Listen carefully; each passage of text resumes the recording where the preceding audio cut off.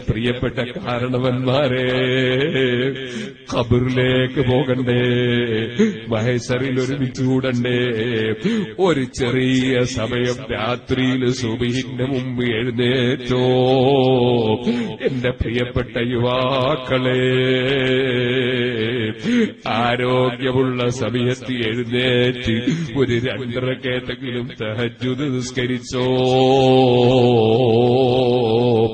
അതാണ് അല്ലാഹുവുമായുള്ള സ്വകാര്യ സംഭാഷണമെന്ന് ഞാൻ പറഞ്ഞത്. നിങ്ങൾ പറഞ്ഞു, മൻ തആറ ബില്ലൈലി, ഒരാള് രാത്രിയിൽ ഉറക്ക് തെളിഞ്ഞു.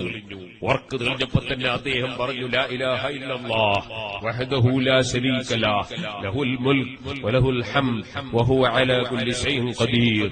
എല്ലാവർക്കും അറിയില്ലേ? ഉറക്ക് തെളിയുമ്പൊക്കെ ചൊല്ലാനുള്ളതാണ്. അത് ചൊല്ലിയിട്ട് ഉടനെ പിന്നെ ചൊല്ല അൽഹംദുലില്ലാഹ്, എല്ലാവർക്കും അറിയും. വസുബ്ഹാനല്ലാഹ്, എല്ലാവർക്കും അറിയും. വലാ ഇലാഹ ഇല്ലല്ലാഹ് വല്ലാഹു അക്ബർ വലാ ഹൗല വലാ ഖുവത ഇല്ലാ ബില്ലാഹിൽ അലിയിൽ അളീം. എന്നിട്ട് അല്ലാഹുമ്മ ഗ്ഫിർലി, എനിക്ക് മാപ്പ് തരണേ അല്ലാഹ്, പുറത്തു തരണേ അല്ലാഹ് എന്ന് പറഞ്ഞാൽ അല്ലാഹു തആല അവന് പുറത്തു കൊടുക്കും. ഇനി ആ സമയത്ത് അവൻ വല്ലതും അല്ലാഹുവിനോട് ദുആ ചെയ്താലോ മുസ്തജാബ് ലഹു, അവന്റെ ദുആക്ക് ഉത്തരം കിട്ടും. അങ്ങനെയാ പാതിരാ സമയം. ആ സമയം റബ്ബ് ഉത്തരം നൽകുന്ന സമയമാണ്.